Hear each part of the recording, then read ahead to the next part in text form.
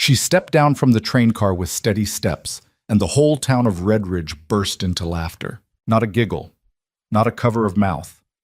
Laughter straight to her face, the men in front of the barber shops, the wives on the sidewalk, even the children who didn't understand anything but laughed along because they saw the adults laughing.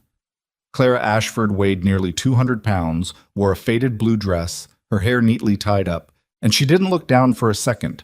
She looked straight at the town that was mocking her, then turned to the miserable man standing beside the carriage with a face that wanted to sink into the ground. "Are you Gideon Mercer?" she asked. He nodded, not daring to look her in the eye. "Good," she said. "Take me to the ranch. We have business to attend to." They hadn't even had a wedding yet, but the whole town knew one thing for sure. This man would be the final nail in the coffin of Redridge Ranch. They were wrong. But it took them 15 years to admit it. If you enjoy stories about people who are looked down upon by the world but ultimately prove them all wrong, hit like now and comment the name of the city you're watching so I know how far this story has come. Subscribe to the channel so you don't miss the next part, because what Clara Ashford accomplished in her first few weeks in Redridge will leave you speechless. The train had been 3 days late out of Kansas City, and Clara Ashford had spent most of that time wedged into a seat designed for someone considerably smaller, eating hard-boiled eggs she'd packed herself, and reading a worn agricultural almanac she'd borrowed from the public library before leaving Ohio. She'd read it twice already. She'd had nothing else to do. When the locomotive finally wheezed into Redridge Station on the afternoon of October 4th, 1891, she was the last passenger to disembark. She took her time. She had one trunk, one canvas satchel, and the almanac folded under her arm. She stepped down onto the platform boards and stood there a moment, letting her eyes adjust to the flat western light. That was when she heard it. A low sound at first, a murmur, then something sharper. Laughter. A man outside the barber shop said something she didn't catch, and two others beside him doubled over. A woman on the general store's porch pressed her hand to her mouth, but not hard enough. 3 boys sitting on a fence post near the water trough started nudging each other and pointing. Clara looked at them all, one face at a time, and none of them stopped. That was the part that stayed with her. Not that they laughed, but that not one of them had the decency to pretend otherwise when she looked directly at them. She was a large woman. She had always been a large woman.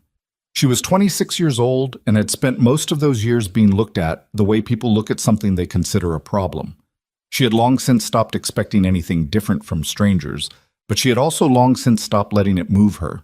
Gideon Mercer was standing 10 feet away beside a battered buckboard wagon, holding his hat in his hands and turning it around by the brim in a slow, miserable rotation. He was taller than she'd expected from the letter, lean in the way underfed men get lean, with dark circles under his eyes and a jaw that needed a razor.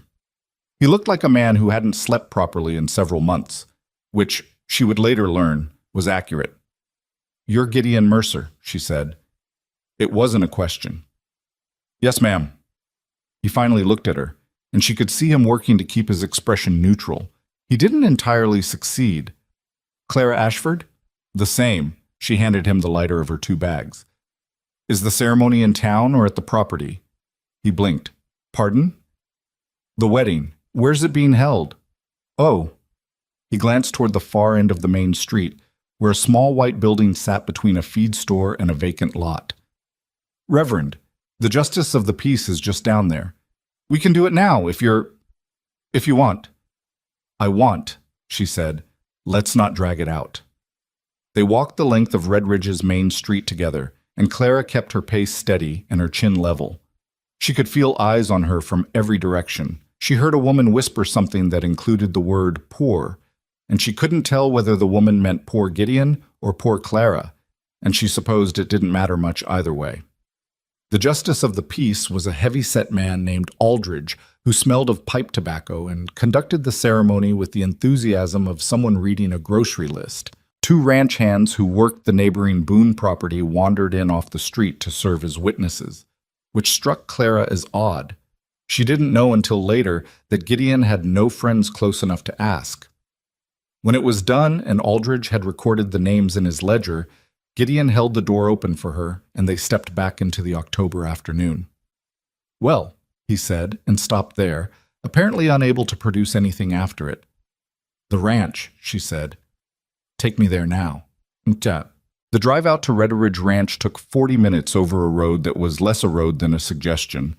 The buckboard rattled and lurched over ruts baked hard by summer drought, and Clara held the satchel in her lap and watched the land.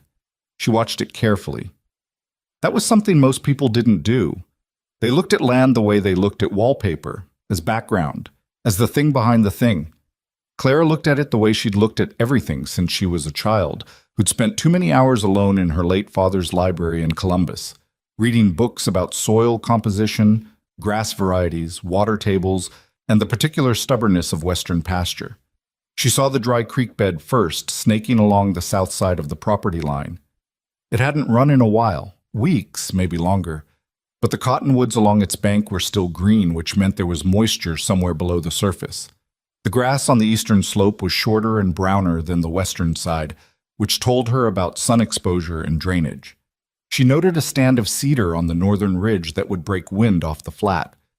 Gideon said almost nothing for the first 20 minutes. Then, "You don't have to pretend." She looked at him. "Pretend what?" "That it's fine. What you walked into back there." He kept his eyes on the road. "I know what they were saying. I know what it looked like." "I don't need it to look like anything," Clara said. "I need to understand what I'm working with. How many head of cattle are you running?" A long pause. 43. She absorbed that. The original correspondence had mentioned a herd. She'd understood that to mean something more substantial. "How many did you start with?" 206, 3 years ago. He said it quietly, the way a man says something that still shames him. "We had 2 dry summers back to back. Lost a third to disease the following spring. Sold off others to cover debts when I couldn't cover them any other way." He paused. "The bank holds the mortgage. Man named Roland Voss. He's been patient. More patient than I deserve, maybe. I don't know why." Clara filed that away. A banker who was unusually patient with a failing debtor was either generous or strategic, and in her experience, strategic was more common. "What's the land situation?" 480 acres. Most of it's been overgrazed. Pasture rotation went wrong about 18 months ago. Tried to do too much with what we had and ended up doing nothing right." He rubbed the back of his neck. "I got 2 hands still working the place. Pete Harlan's been with me since the beginning. Dale Fitch came on last spring. They're good men. There's only so much 2 men can do." "I understand," Clara said. She looked out at the dry, tired land and thought about the almanac in her satchel and about everything she'd read in the weeks before boarding the train. She had studied what she could: cattle breeds, pasture management, water sourcing in arid territory. She had no illusions about what she was riding into. The correspondence had made the situation clear enough. What it hadn't made clear was whether there was anything worth saving. She intended to find that out before the sun went down. The ranch house was a low 2-room structure that needed a new roof on the eastern side and a door that didn't stick. The barn was larger and in better repair, which told her something about where Gideon's priorities had been. He'd kept the animals sheltered better than himself, which she respected, even if it hadn't been enough. Pete Harlan met them at the barn door. He was in his 50s, wide-shouldered, with a gray mustache and the kind of slow, measuring eyes that told her he'd seen a great deal and wasn't easily impressed. He looked at Clara with no particular expression and gave her a nod. "Ma'am." "Mr. Harlan?" She shook his hand. "I'd like to walk the herd before it gets dark. Can you take me out?" Pete glanced at Gideon, who gave a small shrug that meant something like, "She's in charge, apparently, and I haven't figured out what to do about that yet." "Sure," Pete said. "Come on, then." Dale Fitch was out in the far pasture, mending fence.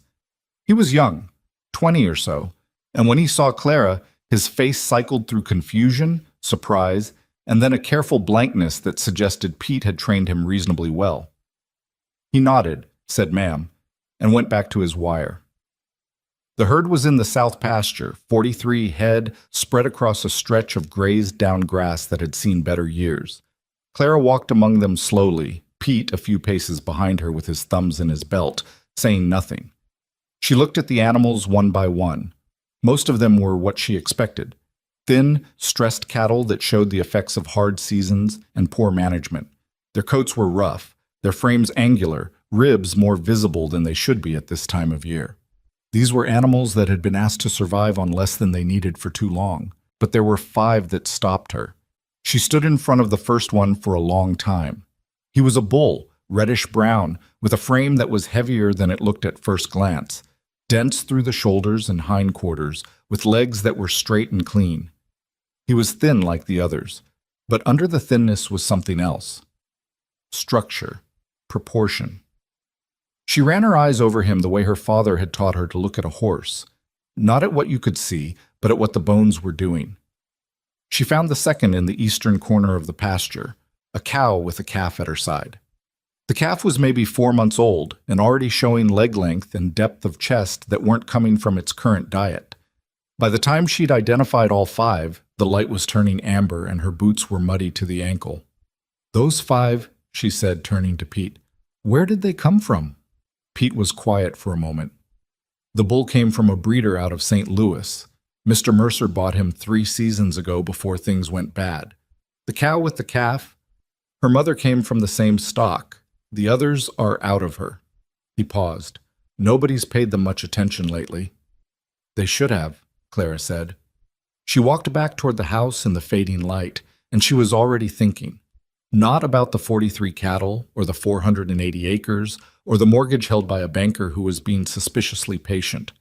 She was thinking about 5 animals and what they represented, and about how narrow the difference was between something worth saving and something already lost. Gideon was at the kitchen table with a cup of coffee gone cold and a ledger open in front of him when she came in. She pulled out the chair across from him without being invited and set her satchel on the table. "Tell me the numbers," she said. "All of them. Not the version you'd tell a banker, the real ones." He looked at her for a moment, and she could see him deciding something. Then he turned the ledger around to face her. She read it carefully. It took her a quarter hour, and she didn't speak during any of it. The debt was worse than the letters had suggested. The mortgage payment to Voss's bank was 3 months behind, there was a feed bill unpaid since July, and the expected income from cattle sales this fall was nowhere near enough to cover either. The math didn't leave much room for anything. "You've been selling the wrong animals," she said when she'd finished. Gideon frowned. "I sold what I could sell, what I could get a price for. You sold your best breeding stock and kept the mediocre ones because the mediocre ones were cheaper to feed and you got better prices for the others. And now you've got 43 average cattle on land that can barely support them, and a handful of exceptional animals that nobody bothered to notice." She pushed the ledger back toward him. "Does Voss know what those 5 are worth?" "I don't think Voss knows much about cattle." "And the men around here? The other ranchers?" Gideon was quiet. "Gideon. Travis Boone's been sniffing around," he said finally. "Big operation north of here. He made an offer on the whole herd last spring. Low offer, but an offer. I turned it down because it wouldn't have covered half the mortgage." He paused. "He knows cattle. If he offered at all, he saw something. He saw those 5, Clara said, and he wanted to get them cheap by buying the whole mess." She leaned back in the chair. "He'll come back." Gideon rubbed his eyes with the heel of his hand. "What are you saying exactly?" "I'm saying we sell them. The other 38. The kitchen was very quiet. "You want to sell almost the whole herd," he said. "I want to sell everything that isn't those 5 animals, yes, or as close to everything as we can manage. Take whatever we get. It won't be much, but it's something. Use it to clear the feed bill and make a payment on the mortgage. Use what's left to repair the water supply on the east pasture and start rotating the grazing sections properly." Gideon stared at her. "And then what? We run a cattle operation on 5 animals?" "We build a breeding operation on 5 animals. The bull is exceptional. Better than anyone here seems to have realized. The cow and her calf are out of similar stock. If you manage them right, feed them right, give the land time to recover, in 2 or 3 years, you'll have a foundation herd worth more than this whole spread is currently worth." 2 or 3 years, he repeated. He said it the way a man says something he finds almost too painful to examine directly. "I've got 3 months before Voss comes calling about this mortgage." "I know," Clara said. "We'll deal with Voss, but if we keep going the way you've been going, you won't have 3 months. You'll have 1, maybe 2 before the whole thing collapses and Boone or someone like him picks it up for nothing. She met his eyes and held them. You brought me out here because you'd run out of other options. I'm telling you what I see. What you do with it is your business. Gideon looked down at the ledger for a long time. The lamp on the table threw a yellow circle of light across the columns of numbers that told the story of 3 years of slow disaster. Pete's not going to like it, he said. No, Clara agreed. He won't. He'll say it's insane. He'll say, you don't know what you're talking about. He's probably right that it sounds insane. He's wrong about the other part. Gideon was quiet for another moment. Then he closed the ledger. All right, he said. It was not a confident all right. It was the all right of a man who had stopped trusting his own judgment and wasn't sure yet whether he could trust anyone else's. But it was an all right, and that was enough for now. Clara pulled the almanac out of her satchel and set it on the table. Outside, somewhere in the darkness beyond the thin walls, one of the cattle lowed low and long, and the October wind moved across the roof with a sound like something restless trying to get inside. She had a great deal of work to do, and she intended to start at first light. Pete Harlan didn't say it was insane. He said something worse. He said nothing at all. Gideon told him the plan the next morning at the barn, while Dale stood a few feet back pretending to check a bridle that didn't need checking. Clara stood to Gideon's right and kept her hands folded in front of her and let Gideon do the talking, because she understood that Pete needed to hear this from the man he'd worked for, not from the woman who'd arrived on a train 2 days ago. When Gideon finished, Pete looked at the ground for a long moment. He looked at his boots. He looked at the barn wall. Then he looked at Clara with eyes that were not hostile exactly, but careful in the way that a man is careful when he believes a mistake is being made, and he's already decided he won't be the one who can stop it. That bull, Pete said. The reddish one. Rex, Gideon said. I named him Rex. Rex, Pete repeated, like the name itself cost him something. You want to build the whole operation around Rex and 4 other animals. 5, Clara said. The cow, her calf, and 2 of the younger heifers from the northeast corner, the ones with the longer legs. Pete looked at her. You've been here 2 days.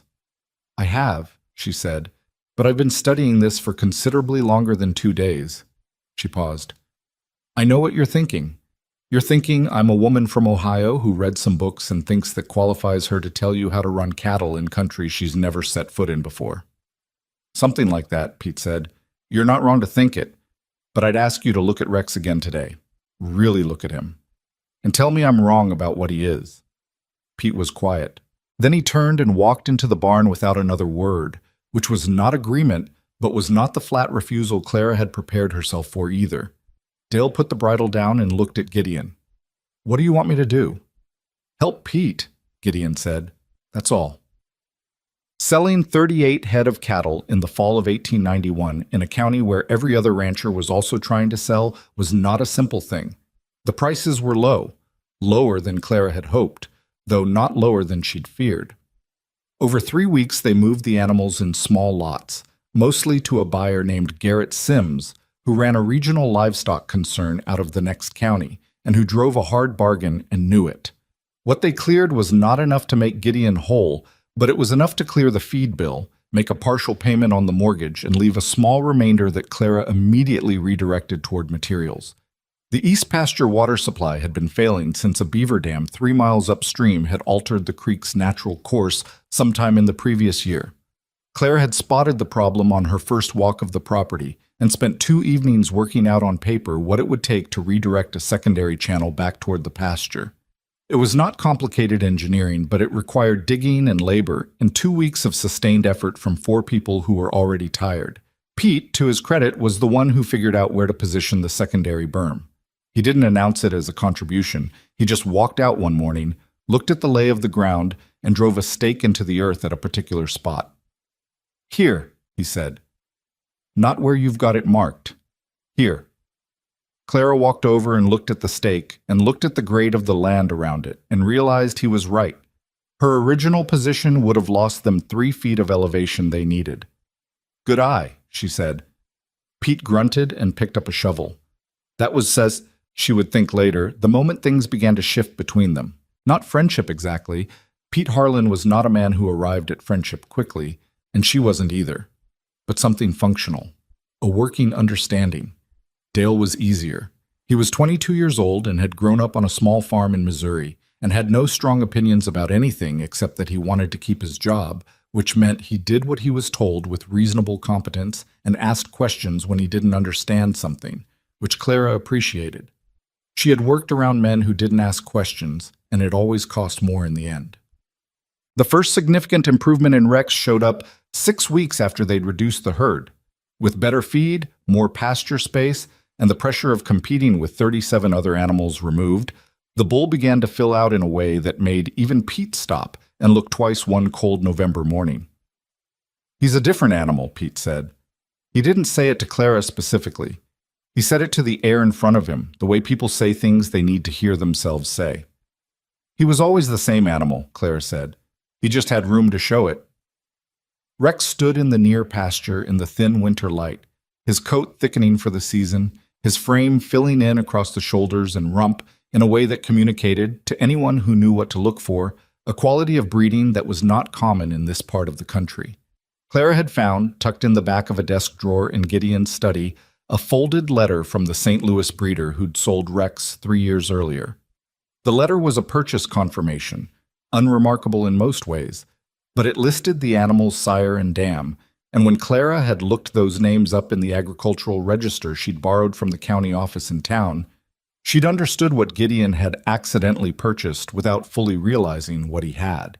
Rex's bloodline went back to imported English stock, 2 generations removed, but cleanly so, without the dilution that happened when breeders got careless or impatient. It was the kind of genetics that, managed correctly, would produce offspring that would make buyers sit up and pay attention.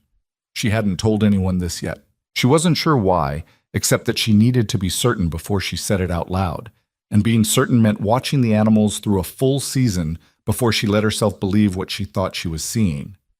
Gideon found her at the fence one evening in early December, watching Rex move in the pasture. He stood beside her for a moment without speaking, which was becoming a pattern between them. They were better at standing quietly together than talking most of the time. "Voss sent a letter," he said. "What does it say?" "He wants a meeting, in town, at the bank, before Christmas." Clara kept her eyes on Rex. "What kind of meeting?" "The kind where a banker tells you what's going to happen next." He paused. "The partial payment I made in October." He acknowledged it, but the letter's tone it doesn't feel patient anymore. Feels like something's changed. "Do you know why it would change?" Gideon was quiet for a moment. "Boone was at the bank last week. Someone in town mentioned it to Pete." Clara turned that over. Travis Boone at Roland Voss's bank. She filed it without comment, but she felt it settle into the back of her mind like a stone dropping into deep water. "Set the meeting," she said. "I'll come with you." Jason. Roland Voss's bank occupied the most solid building on Red Ridge's main street, brick, 2 stories, with the bank's name carved into the stone above the door in letters that were meant to communicate permanence and authority. Voss himself matched the building.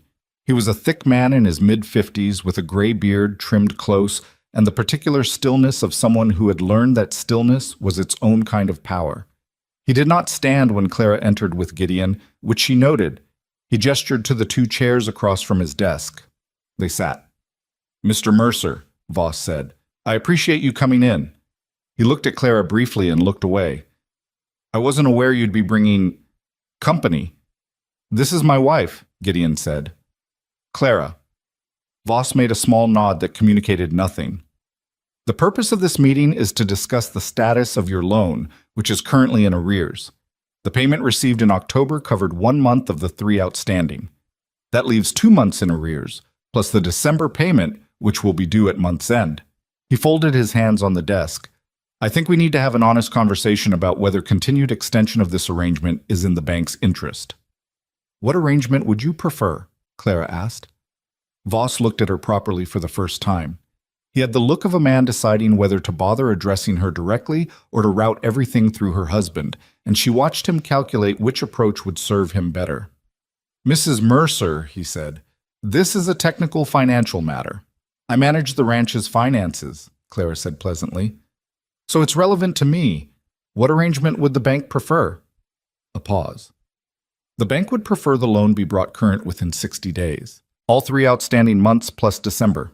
And if that isn't possible, then we would need to discuss other remedies. Foreclosure, Gideon said flatly. Voss spread his hands in a gesture that wasn't quite agreement and wasn't quite denial.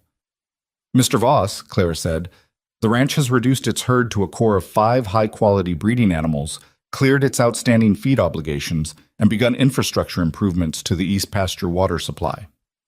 The property's revenue trajectory has changed. I'd like the bank to recognize that before making any decisions. 5 animals, Voss said. 5 exceptional animals, she said, including a bull of imported English bloodline that will produce offspring worth considerably more than the animals that were here before. The strategy is sound. What I'm asking for is 60 additional days on top of your 60-day window, 4 months total, to demonstrate that. Voss studied her with an expression she couldn't quite read. That's a considerable amount of patience. Banks extend patience when they expect to be repaid, she said. You've already been patient for over a year, Mr. Voss. I'm asking you to be patient for 4 more months, after which you'll have a cleaner borrower or a better valued property to foreclose on. Either way, you come out ahead. The office was quiet except for the sound of someone moving around upstairs and the distant noise of the street outside. I'll consider it, Voss said. He said it the way men say things when they've already decided but want you to feel like the decision is still in motion. Walking out of the bank into the cold December air, Gideon let out a breath that had probably been held for most of that meeting. I don't know if that helped or not. It bought us time, Clara said. That's all we needed from it. She didn't say what else she'd taken away from that meeting, which was the look on Roland Voss's face when she'd mentioned the value of the breeding stock. It was not the look of a man hearing new information. It was the look of a man hearing something confirmed that he already knew, which meant someone had already told him about Rex. Travis Boone arrived at Red Ridge Ranch on a Thursday in late January, unannounced, riding a black horse that cost more than most men earned in a year. He came with 2 other riders and stopped at the gate and called out in a voice that expected to be answered, and Gideon, who had been repairing the barn's south wall, came out with a hammer still in his hand. Clara was in the house. She came to the window and watched. Boone was a large man, not fat, but big, the kind of big that came from decades of physical work combined with enough prosperity to eat well.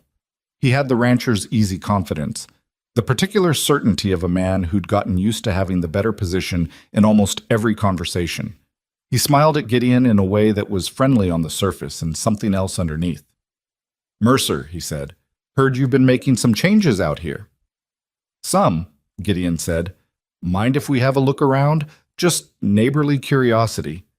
Clara came out of the house before Gideon could answer. She walked across the yard at a normal pace, not hurrying, and she saw Boone's eyes move to her and recalibrate, the way everyone's did. "Mr. Boone," she said, "I'm Clara Mercer. What can we do for you?" Boone looked at her with an expression that was almost admiring in its lack of embarrassment. "So you're the woman everyone's talking about," he said. "I imagine so," she said. "What specifically brings you out today?" "Like I said, just wanted to see how things were going. I made an offer on this property last spring, as your husband may have told you, and I like to stay informed about investments I've considered." "The property isn't for sale," Clara said. "Everything's for sale at the right price." "Not this," she said, "but I appreciate you riding out." She smiled the way she'd learned to smile at men who needed to feel that dismissal was actually courtesy. "If you're looking to discuss breeding stock at some point in the future, we'd be happy to talk business. We'll have stock worth talking about." Boone looked past her toward the south pasture, where Rex stood visible at the fence line. He looked at the bull for a long moment with an expression that told her everything she needed to know about why he was here. "That's a fine-looking animal," he said. "He is," she agreed. Boone looked back at her. The easy smile was still there, but something beneath it had shifted, tightened. "Well," he said, "we'll see how things go." He turned his horse. "Mercer." He nodded at Gideon, deliberately not at Clara, and rode out with his 2 men behind him. Gideon came to stand beside her, watching them go. "He wants Rex." He wants Rex and whatever Rex produces, Clara said. And he's talking to Voss, which means he's looking for a way to get this property cheap if the mortgage falls through. She crossed her arms against the cold. We need to make sure it doesn't fall through. 4 months, Gideon said. 4 months, she agreed. By March, the east pasture was drinking again. The secondary channel Pete had positioned held through the winter thaw without major incident. One section of the berm eroded and had to be rebuilt over a miserable weekend in February when the temperature dropped back below freezing, and Dale came in afterward with ice in his beard and a look on his face that said he was reconsidering his life choices, but they held it. The pasture grass began its slow comeback in the places they'd rested it. It wasn't dramatic. It wasn't the sudden transformation that stories like to describe. It was just grass, edging back in at the margins, pale and thin at first, then gradually more sure of itself as the weeks passed. Rex had sired his first calf in February. The calf was a bull, reddish-brown like his father, with the same structural depth in the chest that Clara had identified in the older animal. Pete had delivered the calf in the early morning hours of a Thursday and had come to the house afterward and knocked on the door at an hour that Clara thought was probably 5 in the morning. She opened the door. Pete stood on the porch with mud on his coat and an expression she hadn't seen on him before. You should come see, he said. She went with him to the barn, and the calf was there in the lantern light, still wet and unsteady on legs that were longer than most newborn calves had. Pete stood with his arms crossed and looked at the animal and said nothing for a while. All right, he said finally. All right what? Clara asked. He looked at her sideways. All right, you were right. About the bull. About the bloodline. He said it the way Pete Harlan said most things, which was as if the words were being extracted one at a time with some effort. I've been working cattle for 30 years and I didn't see what you saw in that animal. You saw where to put the berm, Clara said. He almost smiled. That's different. Not really, she said. We see different things. That's useful. The calf shook its head and took 3 uncertain steps and bumped into its mother's flank, and the cow turned and regarded it with the patient exhaustion that mothers everywhere seem to share across species. Clara watched and thought about what it meant. This one calf in a cold barn in March, this small, shaky, particular animal, and what it would mean in 2 years, 3 years, if they managed it right. It meant they had a chance. It was not a certainty. There was still Voss and his 60+60 days, still Boone and his calculating eyes at the fence line, still the debt and the cold and the 37 missing cattle and the years of neglect the land was only beginning to recover from. There was still everything that could go wrong, which was a long list that Clara kept in the back of her mind at all times, because she believed in looking at the whole list, not just the parts that felt encouraging. But there was also this calf, and Rex in the next stall shifting his weight, and Pete Harlan standing in a barn at 5 in the morning saying all right in the voice of a man revising a deeply held opinion. Clara pulled her coat tighter and thought about what she'd said to Gideon the first night. We deal with Voss, we deal with what comes. And she thought it was still true, and she thought there was still a great deal of dealing left to do, and she thought she was not afraid of it, exactly, though she was not foolish enough to call it anything less than hard. Outside, the March wind moved across the roof of the barn with a sound like something that hadn't made up its mind yet, and inside, the calf found its footing and stood. The calf Pete had named Tuesday because that was the day he'd been born, and Pete was not a man who spent energy on creative naming.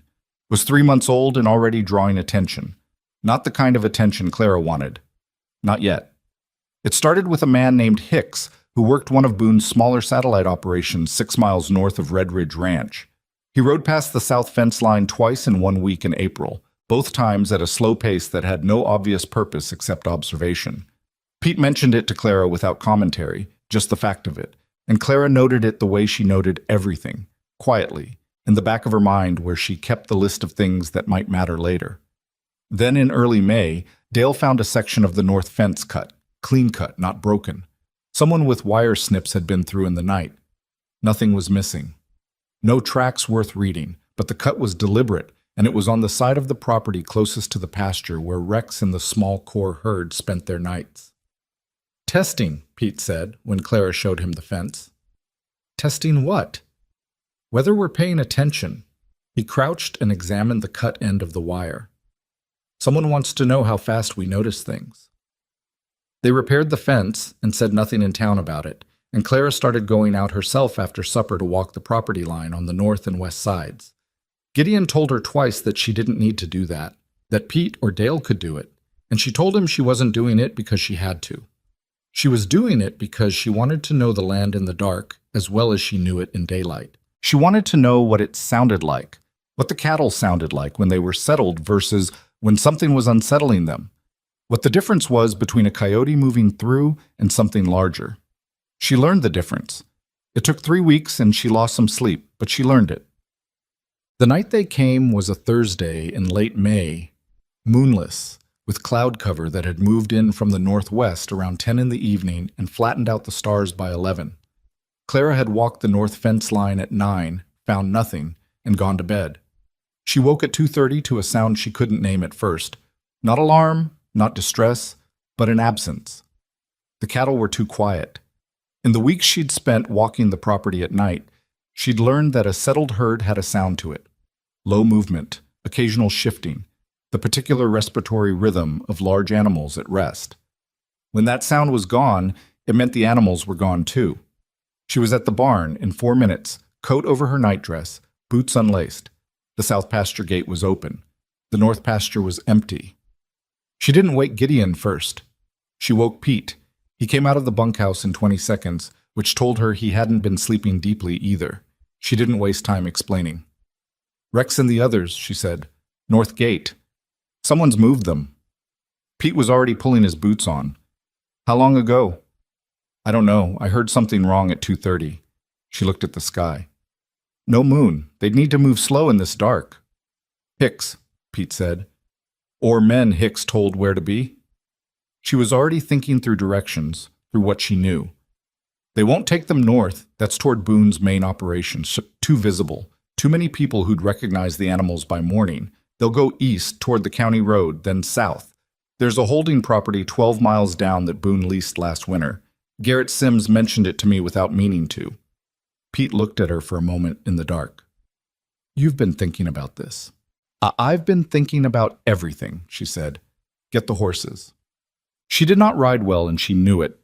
This was a fact about herself she had never bothered to obscure. She'd grown up in Columbus, and horses had not been a feature of her life until she'd arrived at Red Ridge Ranch. What she could do was stay on a horse at a reasonable pace and navigate in the dark, which was what the situation required. And she had been practicing the riding part since November, with the kind of grim, determined consistency she applied to most things she didn't yet know how to do. Pete set the pace, and she followed. Dale had been left at the ranch with instructions not to let anyone through the gate, which was asking one 22-year-old to do the work of 3 men, but was the best available option. They went east first, then cut south along the tree line where the ground was softer and showed tracks. The tracks were there, multiple sets of hoof prints, cattle and horses mixed, heading exactly where Clara had expected. 6 horses at least, Pete said, crouching with a lantern shielded low to the ground. Moving cattle with 4 riders minimum. Maybe 5. Can we get ahead of them? He stood and thought about it in the methodical way Pete thought about practical problems. If they're following the county road south, they're going around Ellison's Ridge. We can cut through it. He paused. It's rough country in the dark. I know, Clara said. Let's go. She was right about the route, and she was right about the timing, though the timing was closer than she wanted. They came through the ridge cut at a pace that cost her both stirrups twice and left a scrape along her left forearm from a cedar branch she didn't clear in time, and they reached the south side of the ridge with maybe 20 minutes to spare. There was a natural bottleneck where the terrain funneled down toward a dry wash before the county road, a place where the ground narrowed between 2 limestone outcroppings to a gap no wider than 4 cattle abreast. Clara had noticed it on a ride 2 months earlier and filed it as a place where animals would naturally slow. She had Pete take a position on the east outcrop, and she positioned herself on the west with the lantern unlit, and they waited. The wait was 18 minutes. She counted them. She heard the herd before she saw it. The particular sound of cattle moving under mild duress, the low nervous energy of animals that knew something was wrong but hadn't panicked yet. There were 4 riders, as Pete had estimated, spread around the herd's flanks. She could see Rex's shape in the darkness, distinguishable by his size and the particular way he moved, and she felt something that was not quite anger, but was adjacent to it. A hard, specific indignation at the idea that someone thought they could simply take something she had spent months building. She lit the lantern. The effect was immediate. The cattle surged forward in a brief panic at the sudden light, and the riders tried to control the movement and found themselves dealing with 4 directions of chaos at once. Clara stood her ground on the west outcrop, lantern held high, and shouted in the voice she'd developed over months of working with the herd.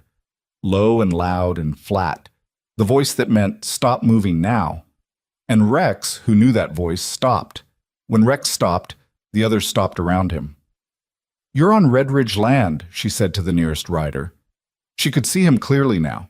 Not Hicks, someone younger, someone hired specifically for this.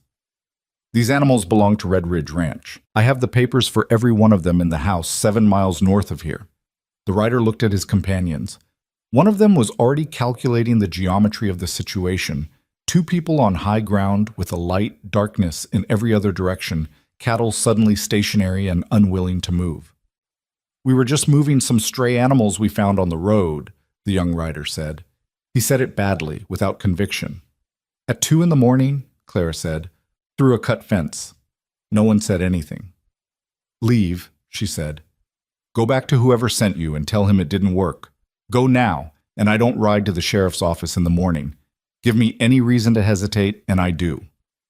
She didn't have strong evidence yet. She knew that. But the riders didn't know what she had and what she didn't, and they were hired hands, not committed men. Men doing a job for money, not principle, and the job had gone wrong. They left. It took her and Pete 2 hours to move the herd back home in the dark, which was slow, difficult work that involved several wrong turns and one moment where Rex simply sat down in the middle of a field and refused to move for 10 minutes until Clara found a handful of dried grass in her coat pocket and convinced him to get up. By the time they had all 5 animals back in the north pasture and the cut fence temporarily patched, it was past 5 in the morning and the sky was beginning to lighten in the east. Pete leaned on the fence post and looked at Rex, standing in the dim pre-dawn gray. He was quiet for a long moment. "I've been moving cattle for 30 years, he said. "You mentioned that," Clara said. "I've never tracked a stolen herd in the dark with a woman in her nightdress holding a lantern and talked them into stopping." But technically, Rex stopped first and the others followed. Pete looked at her sideways. "You know what I'm saying?" "I do," she said. She was exhausted in the particular way that made her bones feel hollow, and her forearm was still bleeding slowly where the cedar had gotten her, and she wanted badly to sit down, but she stayed at the fence because she needed to see all 5 animals in one place before she let herself rest. "I know what you're saying, Pete." She slept for 3 hours and woke to Gideon sitting at the kitchen table with the expression of a man who had arrived late to an emergency and was still processing that the emergency had resolved itself without him. "You should have woken me," he said. "There wasn't time," Clara said. "And Pete and I managed." "I know you managed." He said it with something that was not quite frustration and not quite something else. "That's not the point." "What's the point?" He was quiet for a moment. "The point is that you keep handling things on your own, without telling me you're handling them until after they're handled." Clara poured herself coffee and sat down. "That's true," she said. "I'll work on it." It was not a satisfying answer, and she knew it. It was the honest one, which was as much as she could offer at 7 in the morning after 3 hours of sleep and a cedar branch to the arm. They had not yet learned how to fight properly. They were still in the stage of a young marriage where conflicts emerged sideways, through practical conversations that were also about something else. She supposed that was normal. She had no template for normal. "Boone sent those men," Gideon said. "We know that." "We know it," Clara said. "We can't prove it in any way that would hold up." She wrapped both hands around the coffee cup. "But that's all right, because what I've been looking at these past few weeks isn't just Boone." "What do you mean?" She got up and went to the small desk in the corner of the kitchen, the one where she kept her papers separate from Gideon's, and came back with a folder that she set in front of him. "I've been looking at the mortgage," she said. "The original loan documents, the interest calculations." She sat down. There's something wrong with the numbers, Gideon. He opened the folder and looked at the top sheet. What kind of wrong? The rate Voss has been charging us is 1% above what the loan documents specify. It's not obvious. You have to compare the original agreement against the payment ledger and track the discrepancy across 3 years. She paused. I thought at first I'd made an arithmetic error. I checked it 4 times. I haven't made an error. Gideon stared at the papers. How much does that add up to? For us, roughly $240 over 3 years. She watched him absorb that. That's a significant number for a ranch in our position. But the question isn't how much it adds up to for us, Gideon. The question is how many other ranchers in this county have loans through Voss's bank. He looked up at her slowly. I talked to Margaret Ellison last month when I was in town for feed, Clara said. Her husband lost his property to Voss last spring. Foreclosure, 3 months in arrears. I asked her about the loan documents and she had them still, in a box. She brought them to me 2 weeks ago. She reached into the folder and produced a second set of papers. Same discrepancy, different amount because the loan was larger, but the same pattern. 1% above contract rate, applied consistently, producing a shortfall that eventually makes the borrower unable to catch up. The kitchen was very quiet. He engineers the defaults, Gideon said. I think so. Keep the rate barely wrong enough that most people don't notice or don't have the time and arithmetic to catch it. Let the debt accumulate until the borrower is too far behind to recover, then foreclose on improved property at below market value. She paused. 3 foreclosures in this county in 2 years. I've spoken to 2 of those families. Both are willing to show me their documents. Gideon sat back in his chair and looked at the ceiling for a moment. This is bigger than our mortgage, he said. Yes. If you take this to the wrong person, if Voss finds out before we have everything together. I know, she said. That's why I haven't moved on it yet. I need every document in order first. I need the Ellison papers and the Harmon papers, and at least one other if I can get it. And I need a setting where I can put it in front of every rancher in this county at once, so Voss can't suppress it before people understand what's been done to them. Gideon was quiet for a long time. Outside, Dale was moving around the barn. She could hear the familiar sounds of the morning routine, the creak of the big door, water splashing into the trough. The County Stockmen's Association meets in August, Gideon said, at the fairgrounds. Every rancher in the county comes. Clara nodded slowly. You'll need to be sure, he said. I will be, she said. I've got 10 weeks. She spent those 10 weeks being sure. She rode to the Ellison place twice and sat at their kitchen table with Margaret and her eldest son, going through documents page by page. She sent a letter to the Harmon family, who had relocated to the next county after losing their property, and received in return a package of papers that confirmed the same pattern. She found a 4th case in the county clerk's records, a foreclosure filed 3 years earlier on a small operation run by a man named Carver, whose widow was still in the area and who, when Clara came to call, turned out to have kept every piece of paper she'd ever signed. The picture that assembled itself across those 10 weeks was not complicated once you understood the mechanism. Voss had been running the same scheme for at least 6 years. Small rate discrepancies on multiple loans, applied consistently, producing defaults that he could then exploit. The total amount he'd extracted beyond his contractual right, across all the cases Clara could document, was enough to make a person sit very still for a moment when she added it up. She added it up twice. The second number matched the first. There were nights during those 10 weeks when she lay awake with the numbers moving through her mind and felt something she recognized as fear, not for herself specifically, but for what happened if she got this wrong. If she moved too early or with incomplete evidence, or if Voss had enough influence with the right people to have the complaint dismissed before it reached anyone with authority to act. He was a powerful man. He'd built that power deliberately over many years, the kind of power that came from knowing where everyone's money lived. She thought about the Ellison family and their smaller house, the one they'd moved to after the foreclosure. She thought about the Harmon children, relocated to unfamiliar land. She thought about the 4 ranchers who hadn't been Gideon, who hadn't had anyone look at their numbers carefully enough at the right moment to see what was being done to them. She got out of bed on those nights and sat at the kitchen desk and worked. The August meeting of the County Stockmen's Association was held on a Saturday in the large meeting hall at the fairgrounds south of town. 53 ranchers attended, along with their wives, hands, and in several cases grown children who worked the family operations. Roland Voss attended as well. He attended every year, as a member in good standing, because the bank's agricultural loans were a significant part of his business, and he liked to maintain visible relationships with his borrowers.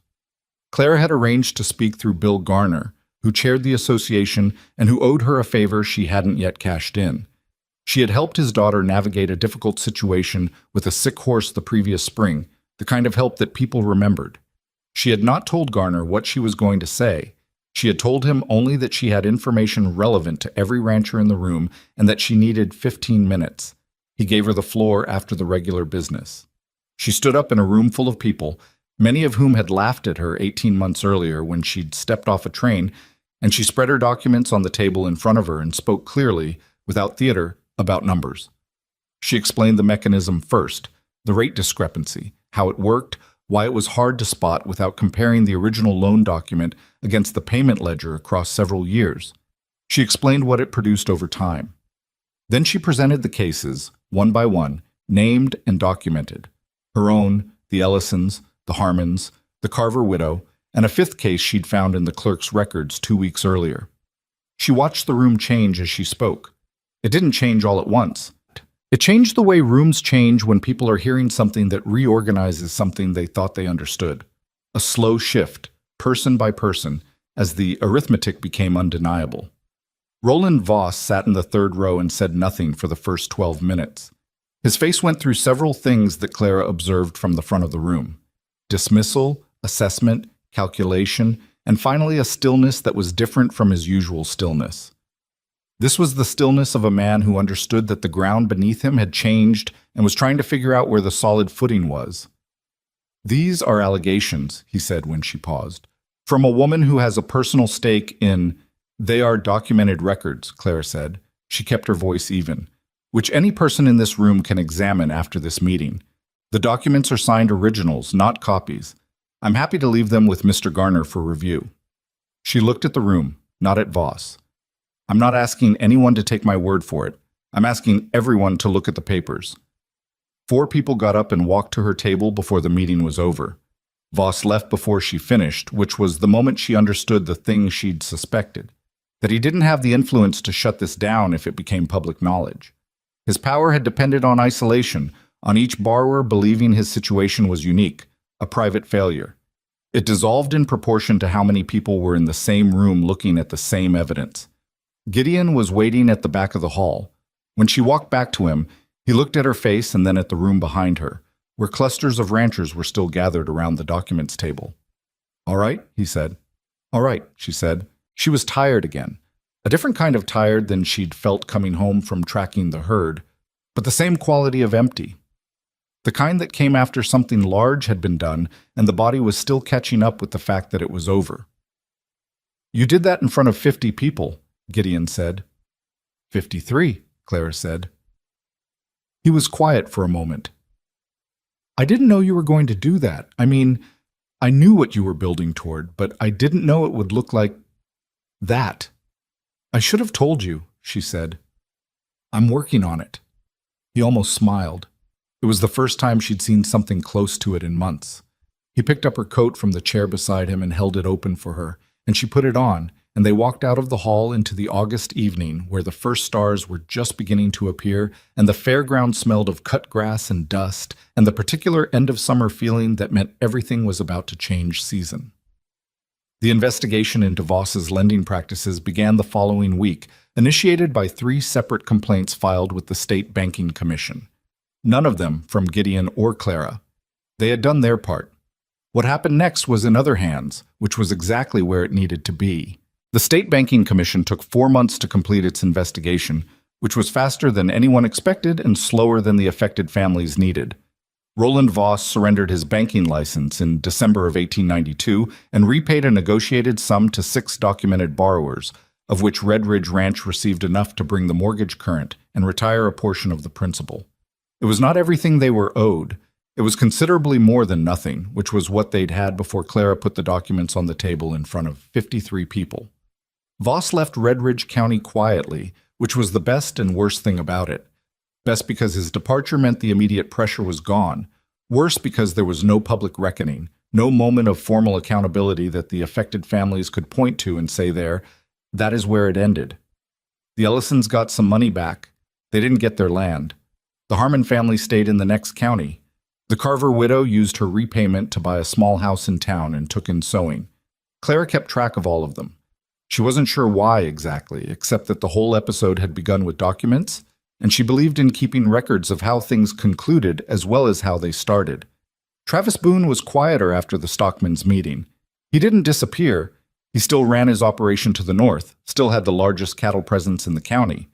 But whatever plan he'd had for Red Ridge Ranch, the theft attempt combined with Voss's exposure had apparently made him recalculate. He stopped riding past their fence line. When he and Gideon crossed paths in town, there were careful nods and nothing else. Clara regarded this not as peace, but as a different kind of attention, the kind paid by a man who has revised his timeline. She had work to do before he revised it again. The years between 1892 and 1897 were not easy, and they were not simple, and Clara would not have described them to anyone as good years in the conventional sense. They were working years, years defined by the particular texture of sustained effort, where each month produced incremental results that were only visible when measured against where things had been 6 months before.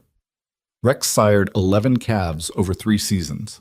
Of those 11, 8 showed the structural qualities Clara had identified in their father. She kept meticulous records in a ledger she'd bought specifically for the purpose, a thick green-covered book that sat on her desk and gradually filled with notations about birth dates, weights, confirmation assessments, and lineage. She recorded things other ranchers didn't think to record: which calves were the most curious, which ones recovered fastest from illness, which mothers produced the most consistently, what the grazing patterns were by season and pasture section. Pete thought the behavioral notes were excessive. He told her so once, in the direct way Pete had that was not quite unkind but was definitely direct. "You're writing down that the calf follows the water line in the afternoon," he said, reading over her shoulder one evening. "What does that tell you?" "It tells me he's smarter than average," she said. "Smart cattle are easier to manage at scale.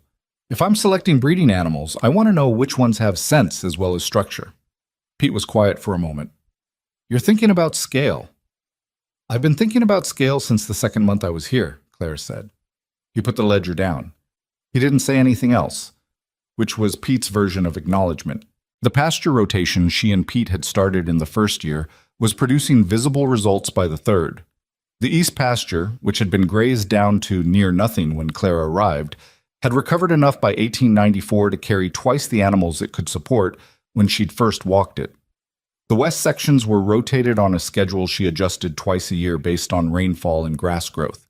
It required constant attention and occasional arguments. Dale had his own opinions about grazing timing that were not always wrong, and Pete had the deep habits of 30 years that occasionally needed renegotiating, but the land responded. There was a drought in the summer of 1894 that took 2 of their younger animals and stressed the rest.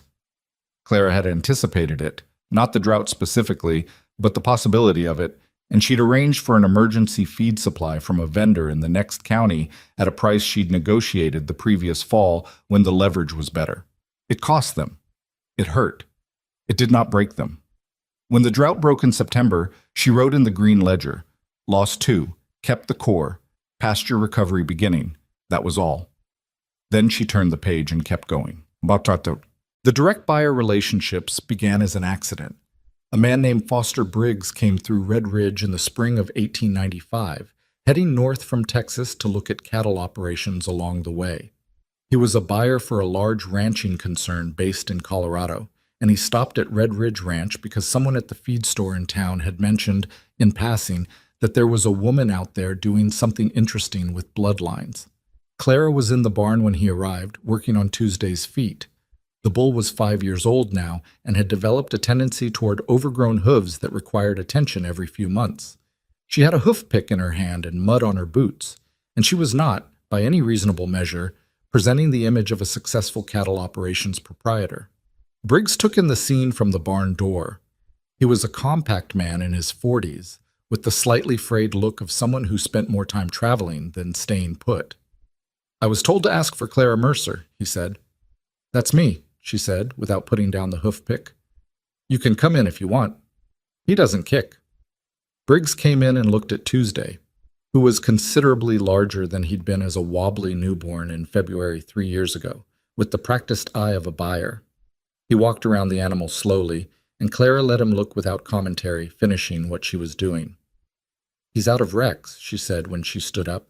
"Who's second generation from imported English breeding stock? I can show you the documentation." "I'd like to see it," Briggs said. They spent 2 hours in the kitchen. Clara brought out the green ledger and the lineage records and the birth weights and the pasture notes, and Briggs went through them with the methodical attention of a man who looked at a great deal of documentation and knew what he was looking for. He asked questions that told her he knew his business. She answered them directly, without inflation or false modesty, and when she didn't know something, she said so, which happened twice. At the end of 2 hours, Briggs made an offer on 2 of the younger bulls. Not Tuesday. She wasn't ready to sell Tuesday. That was considerably above what she'd have gotten at the county sale. "Why?" she asked. Not suspicious, just curious. He looked at her slightly surprised, like the question was unexpected. "Because the documentation supports the price," he said. "Most operations I visit, the seller tells me what the animal is worth. Here I can see the evidence and reach my own conclusion." He paused. "That's rarer than you'd think." She sold him the 2 bulls and gave him her address for correspondence. Over the next year, he sent 2 other buyers her way, and those buyers sent others. The network built itself incrementally, the way useful things tend to build, through demonstrated reliability rather than promotion. She never went through the county livestock auction again after 1895.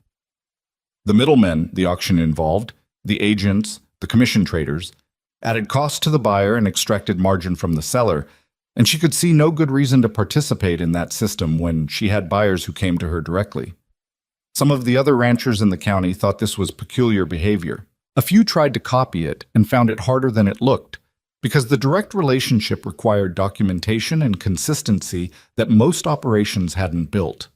That was the thing Clara had understood from the beginning that took other people longer to see. The records weren't bureaucracy. They were the product, as much as the cattle were. Gideon was not, in those years, a passive presence.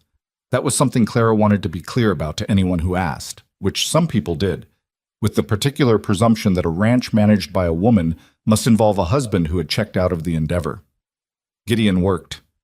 He was out before light most mornings and came in after dark, and he was better with the cattle in certain ways than Clara was, better at reading their mood in the moment, better at the physical work of moving and managing large animals, better at the kind of instinctive judgment that came from having grown up with livestock, even if those years hadn't translated to success. What he wasn't good at, and what he had begun to admit to himself and eventually to her, was the bigger picture. The planning, the records, the financial management, the relationships with buyers.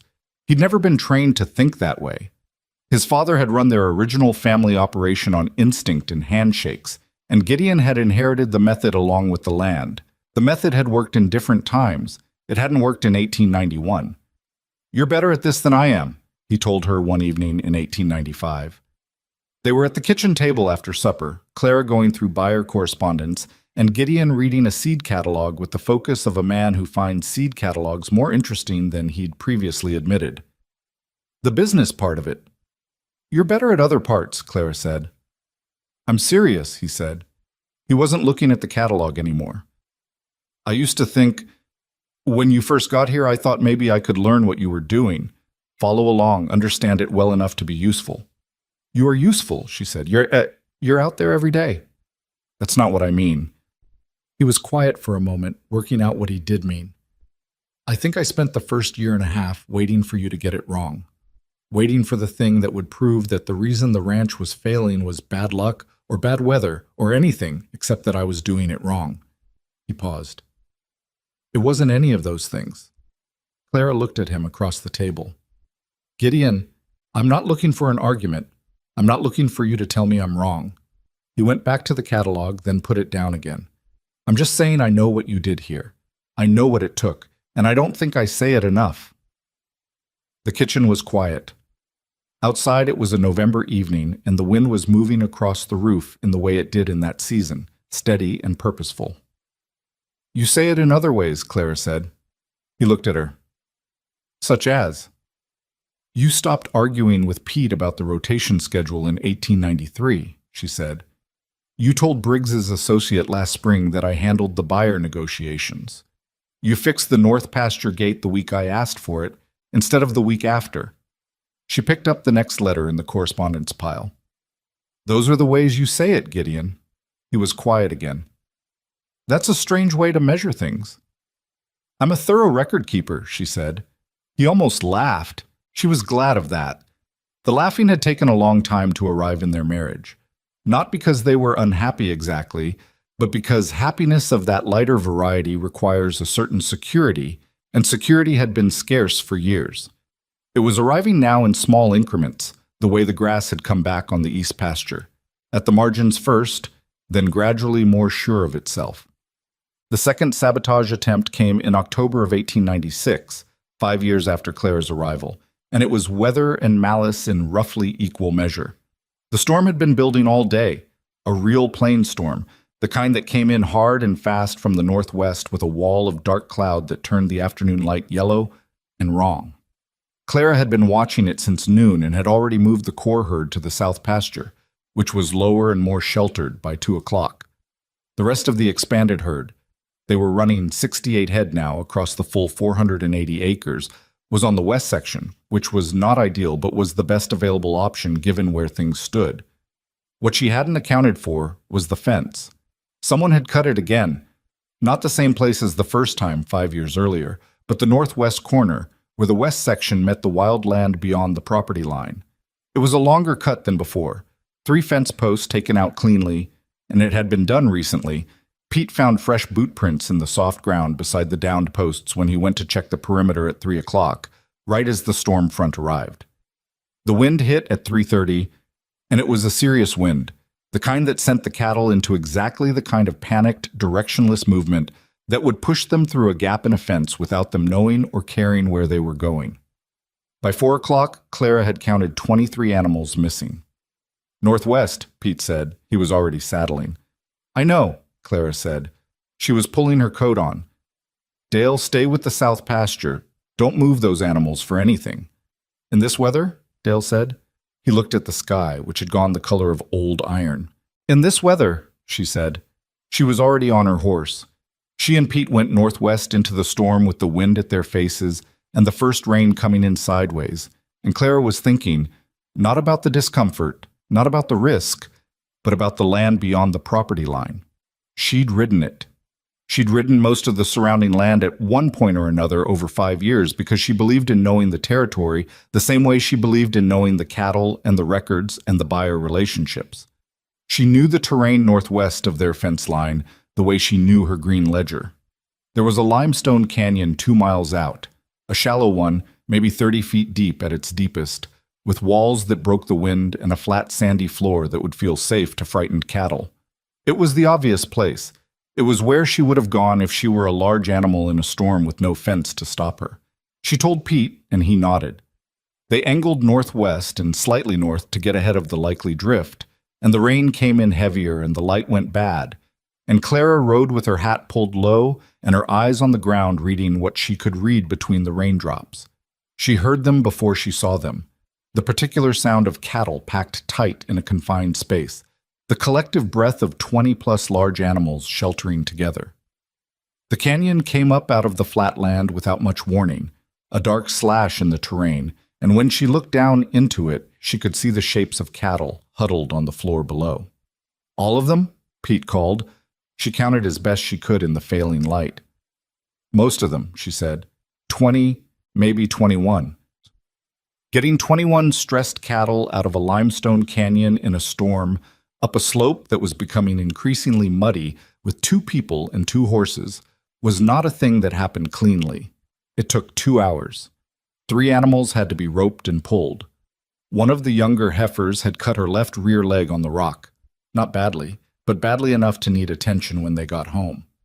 Pete's horse lost footing twice on the slope and recovered both times, which was partly the horse's quality and partly luck, and Clara was honest enough to count the luck. They came home in full dark with 21 animals. The remaining 2 turned up the next morning, 3 miles east, walking back toward the property on their own, cattle that knew where their pasture was and were returning to it, which Clara recorded in the green ledger as a note about herd orientation and the value of consistent grazing patterns. Even bad nights produced information. The boot prints Pete had found at the cut fence were from a specific style of work boot. He'd recognized the tread pattern as something sold at only one store in the county, a feed and supply operation on the east side of Red Ridge town that maintained a clientele of working ranch hands. Clara passed that information to the county sheriff's office the following week without expectation. The sheriff in those years was not an entirely useless man, but he was a careful one, and careful men in that part of the country did not move quickly on accusations that touched large operations. 3 weeks later, one of Boone's longest-serving hands quietly left the county for reasons that were not publicly discussed. Boone himself never acknowledged anything, but the fence line stayed uncut after that, and the careful knot arrangement in town acquired a slightly different quality. Less calculation in it, more simple distance. Boone's operation was having its own difficulties by then, independent of anything Clara had done. 3 of his major buyers had shifted their purchasing toward operations with documented bloodline records and consistent quality metrics, which was a change in the market that Clara had seen coming and that Boone, operating the way he'd always operated, had not anticipated. His herd was large, but undifferentiated. Size without quality was becoming a harder sell.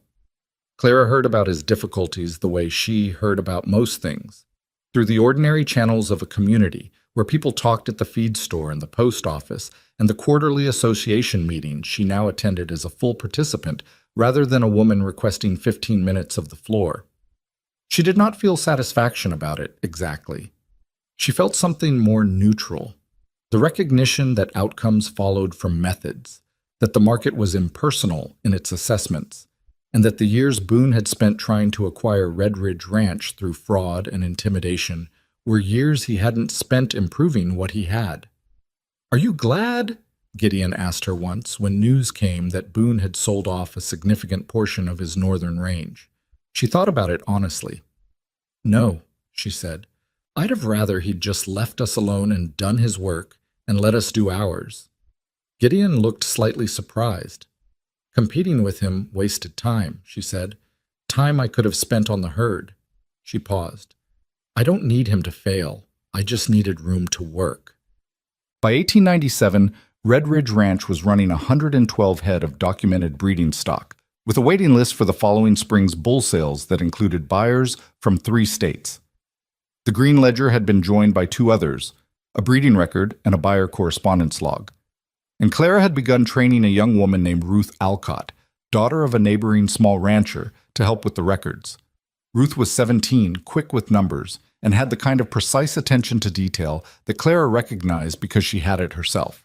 Pete was 58 by then and moving slightly slower in the mornings, though he would not have admitted this to anyone who asked. He had a particular relationship with Tuesday. The bull was 6 years old now, enormous and generally placid, that expressed itself as a routine of checking on the animal each evening with a handful of dried corn, which Tuesday accepted with the regal indifference of an animal that understood its own importance. Clara had watched this routine develop over years without comment. Some working relationships were better left undiscussed. Dale had left the previous year not unhappily. He'd gone home to Missouri to help his aging father, and Clara had given him a letter of reference that described his work accurately and fully, which she understood was worth more than a generous description. He had been replaced by 2 hands, brothers named Coop and Walter Finch, who had grown up on a cattle operation in Kansas and who had, after 3 months of working at Red Ridge Ranch, begun keeping their own notes on the animal's behavior in small personal notebooks that Clara noticed and did not mention because she recognized the impulse and did not want to make them self-conscious about it. The mortgage on Red Ridge Ranch was paid in full in March of 1897. Clara made the final payment to the bank in person. Voss's replacement was a younger man named Hutchings, who ran a straightforward operation and who shook her hand across the desk when the transaction was complete. She walked out of the bank into a cold March morning and stood on the sidewalk for a moment with the receipt in her hand. She had not planned how this moment would feel. She had been so focused on the work ahead of it that she hadn't given much thought to the thing itself. Standing there, she found it felt quieter than she'd expected. Not anticlimactic, just quiet. The way important things sometimes feel when they finally arrive, more like a breath release than a door thrown open. She folded the receipt carefully and put it in her coat pocket and walked to where the wagon was tied and drove home. When she got to the ranch, Pete was at the barn. She held up the receipt. He read it, handed it back, and nodded once. "All right," he said. "That was enough." Tuesday died on a Wednesday morning in April of 1903, which Pete noted with the dry observation that the bull had always had a contrary streak, and that dying on the wrong day was consistent with his character. He was 12 years old, which was a long life for a working bull, and he had spent most of those 12 years being the second best animal on the property after his father. Rex had gone 3 years earlier, in the winter of 1900, quietly, in the barn on a cold night, and Pete had been the one to find him in the morning and had come to the house and told Clara, without decoration, "Rex is gone." She had nodded and thanked him and gone out to see for herself, and she had stood in the barn for a few minutes with her hand on the animal's flank, not grieving exactly, but feeling the particular weight of something that had mattered being finished. She had written in the green ledger, "Rex, died winter 1900.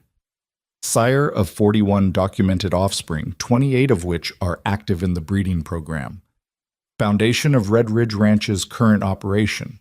Acquired 1888, recognized 1891. That last notation, recognized 1891, was the one that said the most, she thought. The animal had been there all along. It had taken someone looking at the right thing at the right time to understand what was already present. Tuesday's death in 1903 marked something different from Rex's. Rex had been the beginning. Tuesday had been the proof. The herd that Red Ridge Ranch ran in 1903, 237 head of documented breeding stock with offspring in operations across 5 states, descended in large part from those first 5 animals Clara had identified on her walk through a failing south pasture on an October afternoon 12 years earlier. The Green Ledger was now 8 volumes, plus the 2 supporting logs, plus Ruth Alcott's own meticulous additions to the buyer correspondence records, which had grown beyond what one person could reasonably manage. Ruth was 29 now, no longer a rancher's daughter learning the basics, but a woman who could read a lineage record as quickly and accurately as Clara could, and who had her own opinions about breeding selection that were worth arguing with, which Clara did regularly and productively. "You're keeping her here because she pushes back," Gideon told Clara once, with the mild amusement he'd developed over the years for her management decisions. "I'm keeping her here because she's right about the Henderson line, and I was wrong about it for 2 years, Clara said. "That's worth more than someone who agrees with me." The letter from the Colorado Agricultural Exposition arrived in February of 1904, requesting that Clara Mercer deliver the keynote address at their annual conference in Denver in September. The letter was written on formal letterhead and used the word distinguished twice in reference to Red Ridge Ranch's breeding program, which Clara read with the slight discomfort she always felt around formal praise. She read it twice, put it on her desk, and went out to check on a heifer that had been off her feed since Tuesday. She mentioned it to Gideon that evening. "You should go," he said immediately. "It's a long way to Denver for a speech." "It's the Colorado Agricultural Exposition," he said. "Clara." She understood what he meant. 15 years ago, the idea of being invited to speak at anything would have been a different category of absurdity than it was now. The invitation existed because of what Red Ridge Ranch had built, and what it had built existed because of decisions made in the first weeks after she stepped off a train and a town laughed at her. There was a line connecting those things that was worth acknowledging, even if she was not naturally inclined toward acknowledgement. "I'll think about it," she said. She went. Pete managed the ranch in her absence with Coop and Walter and Ruth and 2 additional hands they'd brought on in 1902, a married couple named Agnes and Frank Doyle, who had come west from Pennsylvania and who had the practical intelligence of people who had rebuilt their lives from scratch once already and knew how to work without being told what to do. Denver in September was larger and louder than Clara was comfortable with. and the hotel they put her in had wallpaper she found aggressively ornate, but the conference itself was something else. 400 ranchers, buyers, agricultural researchers, and land managers from across the western states gathered in a hall that smelled of pipe smoke and boot leather and the particular excitement of people who cared deeply about the same narrow subject. She gave the address without notes, which surprised the organizers who had expected prepared remarks. She had prepared. She had thought about what she wanted to say for 3 months, but she had never been comfortable reading from a page in front of people. It felt like a distance she didn't want. She talked about the 5 cattle. She talked about what she'd seen in them and why, and about what it meant to look at something everyone else had dismissed and take seriously the possibility that everyone else was wrong. She talked about the records and why records were not administration but understanding, a way of knowing what you had rather than guessing.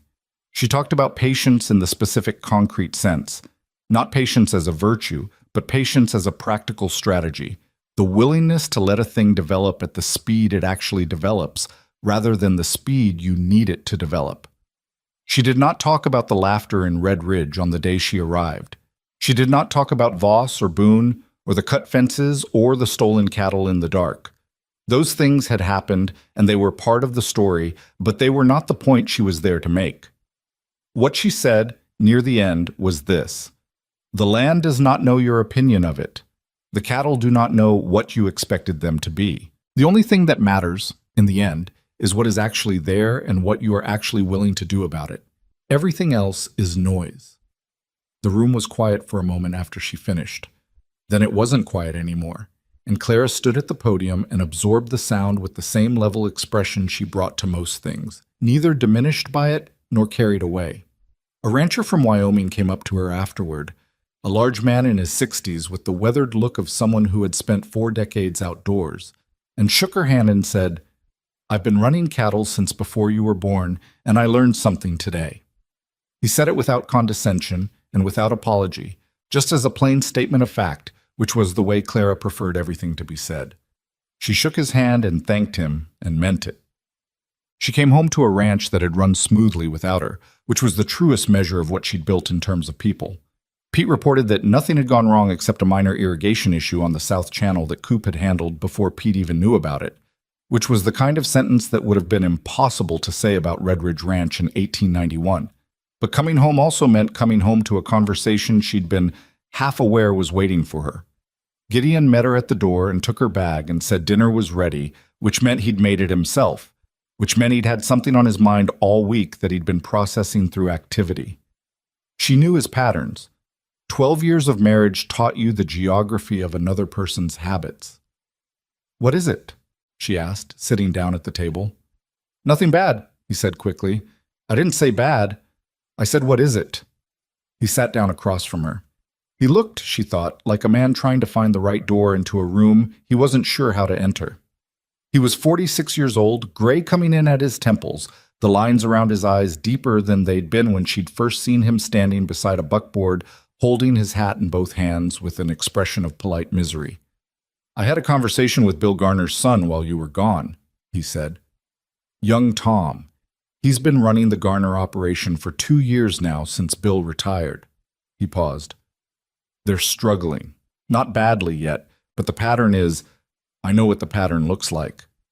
Clara nodded, waiting. "He asked if we'd be willing to take him on as a kind of student, I suppose. Come out here, work alongside us for a season. Learn the record keeping and the rotation methods and the buyer relationships." Gideon looked at her carefully. "I told him I'd ask you." "What did you tell him it would cost?" Clara asked. "Nothing. I thought, don't do it for nothing," she said. "Charge him a fair rate for the season. Not punitive, fair. It's work to teach someone properly, and it has a value. And if you give it away at no cost, he won't treat it like it has a value." She thought for a moment. "Tell him he can bring one hand as well. They both learn, they both go back and implement together, so there's no gap between the person who knows and the people doing the work." Gideon looked at her. "You've been thinking about this." "On the train," she said. 3 other people at the conference asked me versions of the same question Tom Garner asked you. How do I learn what you know? How do I do what Red Ridge does?" She picked up her fork. I've been thinking about what the answer is. And? The answer is you come and you do the work and you pay attention and you keep records and you accept that it takes longer than you want it to. She paused, which is not a satisfying answer, but it's the true one. Tom Garner came the following spring with a hand named Eddie, and they were the first of what became, over the next several years, a steady stream of people who came to Red Ridge Ranch to learn. Not a school. Clara resisted that word because schools implied a fixed curriculum, and she believed the learning happened differently than that, more through proximity and observation and the specific problems that each season produced. But people came, and they stayed for months, and they went back to their own operations with the Green Ledger methodology in their heads and an understanding of bloodline selection that they hadn't had before. Some of them did well with it, some of them didn't, and those that didn't were usually the ones who took the methods but not the underlying reasoning, who rotated grazing on Clara's schedule without understanding why the schedule existed, and then didn't know how to adapt it when their conditions differed from Red Ridge's. She thought about this a lot, about how knowledge traveled and what got lost in the traveling, and she started requiring the people who came to write down their own reasoning, not just the methods. Why are you rotating this pasture now? What are you seeing in this animal that makes you select it? What does the record tell you that you wouldn't know otherwise? The ones who could answer those questions were the ones who went home and built something. Met. Margaret Ellison came to the ranch in the summer of 1905. Clara hadn't seen her since the Banking Commission investigation. They'd had a brief correspondence afterward, but Margaret had withdrawn from most social contact following the loss of the family property, which Clara understood and had not pressed against. People grieve things in their own directions. She came on a Thursday afternoon with her eldest son, James, who was 22 now and working a small leased operation outside of town. She looked older than Clara expected, and tired in the specific way of people who had been carrying something heavy for a long time without setting it down. They sat on the porch because the September afternoon was good, and Ruth brought coffee without being asked because Ruth had the social intelligence that Clara mostly lacked. "I wanted to come sooner," Margaret said, "after the investigation, after what you did at the stockmen's meeting." She held the coffee cup in both hands. "I didn't know how." "You didn't owe me a visit," Clara said. "I know, I wanted to make one." She looked out at the pastures, at the visible spread of healthy cattle on recovered land, at the barn that had been expanded twice, at the orderly reality of what Red Ridge Ranch had become. "I used to drive past here before we lost our place. When things were bad out here, when it was just Gideon and the failing herd." She paused. "I felt sorry for him, for the ranch. I thought it was a sad thing watching it go." She looked at Clara.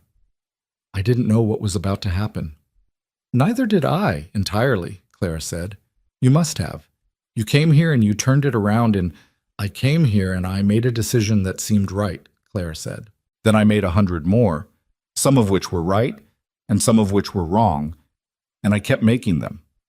She looked at her coffee. "The cattle I identified in the first week, I was right about them. The South Channel water situation, I got the position wrong on my first attempt and Pete corrected me. The timing on the first round of bull sales I waited 6 months longer than I should have, and it cost us price. I made mistakes every year. I'm still making them." She looked at Margaret steadily. "What I didn't do was stop." Margaret was quiet for a long moment. James, beside her, was listening with the attention of a young man trying to extract something useful. "James wants to expand the leased operation," Margaret said. "Try to buy it eventually." "I know," Clara said. "He wrote to me about it last spring." Margaret looked at her son with the expression of a mother encountering a fact she hadn't known. James had the slightly abashed look of someone caught at something respectable. "Come out and work for a season," Clara told him directly. "Both of you, if Margaret wants. What we do here isn't complicated. It just requires doing it consistently for longer than feels necessary." She paused. "What's your herd situation right now?" And they talked cattle, the three of them on the porch in the September afternoon, the conversation moving through bloodlines and pasture conditions and buyer relationships with the practical ease of people who cared about the same things. Margaret Ellison, who had driven past this ranch 15 years earlier, feeling sorry for its failing state, sat on its porch and asked questions about breeding records and listened to the answers, and Clara thought that this was perhaps the best use to which the place had ever been put. Not the contracts, not the reputation, not the numbers in the latest ledger, but this, a woman who had lost her land sitting on a porch and finding a road back to something. Pete Harlan retired in the fall of 1905.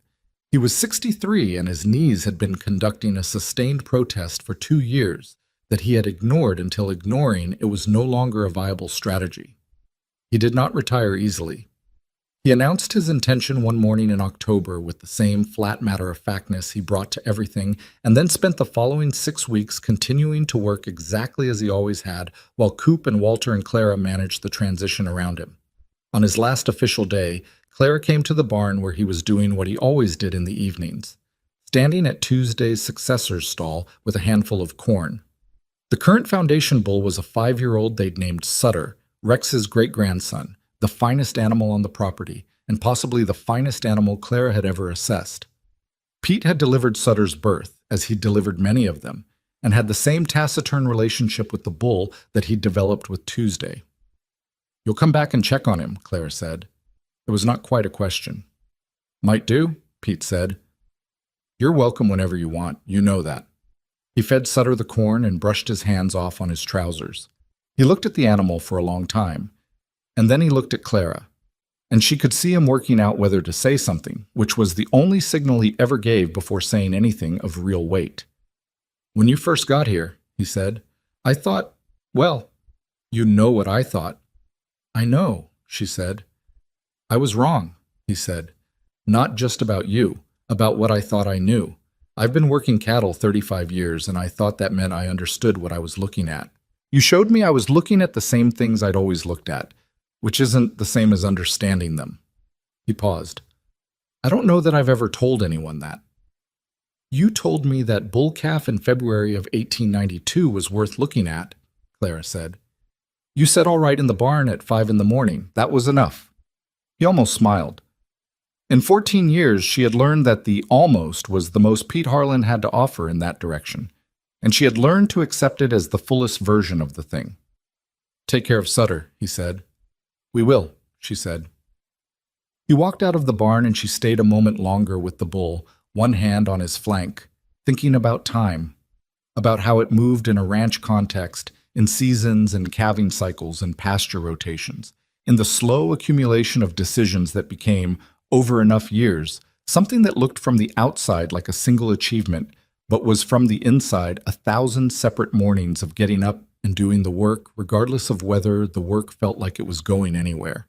That was the thing nobody said about patience. Not the poetic version of it, the noble long suffering, the waiting for reward. The real version was grinding and unglamorous, and was less about faith in outcome than about the inability to identify any better option than continuing. She had continued because stopping would have meant that the woman everyone laughed at on that October platform was exactly what they thought she was, and she had known, with a certainty that required no validation, that she was not that. In 1906, 15 years after Clara Ashford had stepped off a train with a worn almanac and a canvas satchel and been laughed at by an entire town, Red Ridge Ranch ran 312 head of documented breeding stock across 960 acres. They had purchased the adjacent property in 1901, with contracts supplying operations in Colorado, Wyoming, Kansas, Nebraska, and Texas. The buyer correspondence log had grown to 4 volumes. Ruth Alcott managed a staff of 2 junior record keepers and had her own correspondence relationships with buyers in 3 states. Gideon had developed, over the years, a particular expertise in what Clara privately thought of as the human infrastructure of the ranch. The relationships with the hands, the management of the seasonal workers they brought in for roundup, the negotiations with feed suppliers that required a different kind of patience than buyer relationships did. He was not a records man, and he was not a bloodline man, but he was a decent and fair manager of people, which was its own essential skill, and he had stopped apologizing for the things he wasn't good at, which made him considerably easier to work alongside. They were not a simple marriage. They had fought about money when there wasn't enough of it, about decisions made without the other's input, about the specific difficulties of two private people sharing a small house through years of sustained pressure. There had been a period in 1898 when the operation was growing faster than their capacity to manage it, when they had gone 3 weeks without a real conversation because they were both too exhausted to do anything except work and sleep and start again. Clara had recognized it as dangerous. Not dramatically, not in the way stories describe dangerous marriages, but the slow way, the way a fire goes out not from water, but from a lack of tending. She had come to the kitchen table one evening in that period and put down the ledger she'd been carrying and said, "Tell me something that isn't about the ranch." Gideon had looked at her from across the table with the blank look of a man whose mind had been so fully occupied with one thing for so long that the request to think about anything else was genuinely disorienting. Then, slowly, "I've been reading about the Lewis and Clark expedition, in the evenings, when I can't sleep." "Tell me about it," she said. He told her about it for an hour. She listened. It was one of the better evenings of their marriage. Not because of what was discussed, but because of the reminder that two people could be interested in something together that had nothing to do with survival. They were better after that at the deliberate maintenance of their own company, which was different from the accidental comfort of shared work and required its own kind of attention. The woman from the town newspaper came in September of 1906 to write a piece about Red Ridge Ranch for the county's 15th anniversary edition, a retrospective of notable developments in the area over the preceding decade and a half. Her name was Helen Marsh, and she was 24 years old and new to the job and had been assigned Clara specifically because her editor had said, "Go talk to the cattle woman. She'll have something worth writing down," which was the level of context she'd been given. She arrived with a notebook and a slightly uncertain air and sat across from Clara at the kitchen table where so many consequential conversations had happened over 15 years. "I've heard different versions of the story," Helen said, her pencil ready. "How would you describe what happened here?" Clara thought about it. She was 51 years old and had been asked versions of this question at the Denver conference and at 3 subsequent events and by the various people who had come to learn at the ranch over the years. And she had never found an answer that fully satisfied her because the honest answer was complicated and didn't resolve into the single clean sentence that people wanted.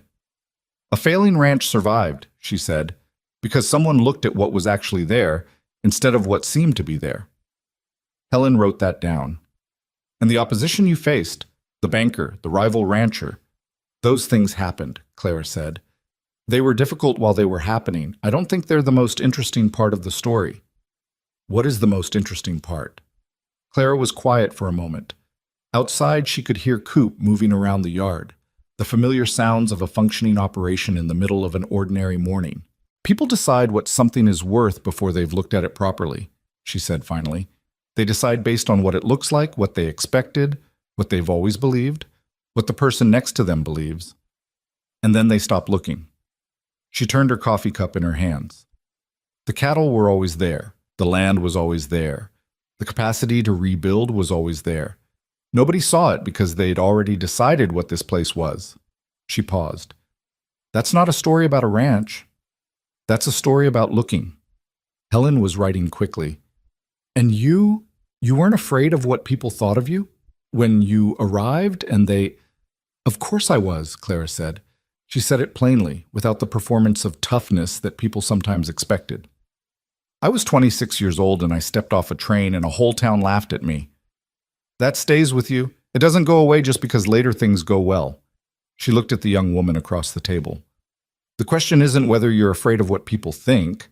The question is whether you let it determine what you do." Helen Marsh put her pencil down for a moment and looked at Clara with an expression that had shifted from professional to something more personal, and Clara recognized it as the look of someone receiving something that touched a circumstance of their own life. And she thought that this was probably what most useful truths did. They arrived addressed to someone specific while being true for many. "Did it get easier?" Helen asked. "The not caring what people thought?" "Somewhat," Clara said honestly. "It helps when the evidence accumulates. It helps when Pete Harlan says, 'all right' at 5 in the morning. It helps when the mortgage is paid." She paused. "But I think the more accurate thing is that I got better at recognizing the difference between an opinion that should change my course and an opinion that shouldn't. Most of the loudest opinions I encountered in the first years here were from people who hadn't looked at what I'd looked at and hadn't done what I'd done. That doesn't make an opinion worthless, but it does change how much weight you give it. The article Helen Marsh wrote ran in October of 1906 and was, in Clara's assessment, a reasonable representation of a complicated thing compressed into available column inches. Several people from town mentioned it to her over the following weeks. A woman who had been standing on the general store's porch on the day Clara arrived, Clara recognized her, had always recognized her, stopped her outside the post office and said, with a directness that Clara respected, "I misjudged you badly." "Yes," Clara said. "You did." The woman looked slightly surprised that Clara hadn't softened it.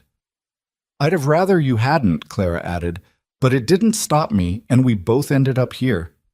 She shifted the package she was carrying. "Your daughter came out last fall to look at the breeding records. She had good questions." The woman's expression shifted. "She told me." "She should come back in the spring," Clara said. "There's more to learn if she wants to." She walked on. She was not interested in performing forgiveness for people who had been careless with their judgments, but she was genuinely interested in what came next, in what people did when they understood they'd been wrong.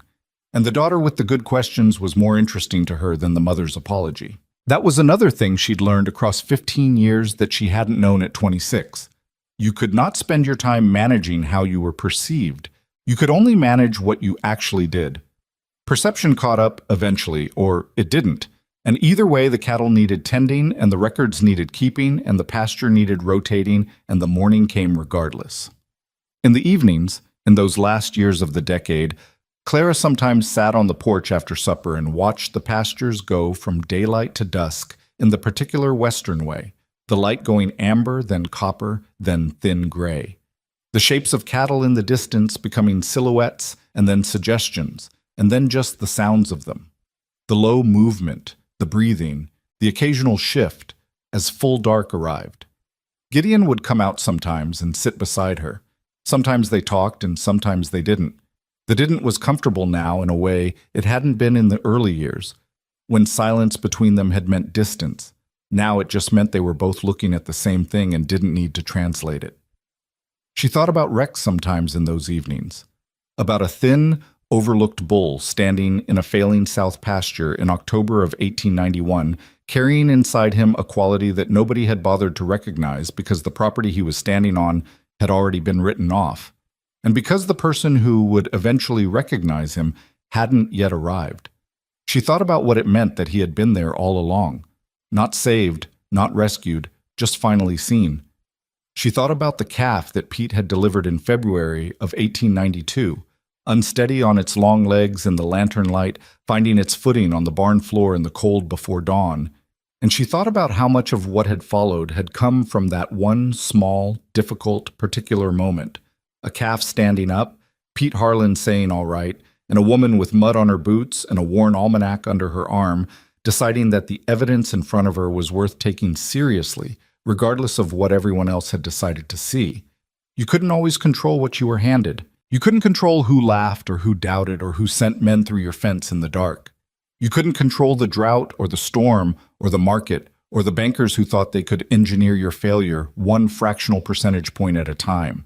What you could control was how carefully you looked, how honestly you recorded what you found, and what you decided to do about it on the 10,000 ordinary mornings when the outcome was still uncertain and nothing about the situation was yet resolved. That was the whole of it, really. The rest was just time. Outside in the early dark, something moved in the south pasture. One of Sutter's offspring, probably, a young bull that Coop had flagged last week as showing exceptional structure in the hindquarters, worth watching. Clara listened to it settle and was satisfied, in the way that she had learned over 15 years was the only kind of satisfaction the work reliably produced. Not triumph, not vindication, but the specific quiet of a thing done as well as it could be done on a given day, in a given season, with what you actually had. It was enough. It had always been enough. The dark came in full over Red Ridge Ranch, and the cattle settled, and Clara sat on the porch of a house that was paid for on land that was earned, and the night was ordinary and complete.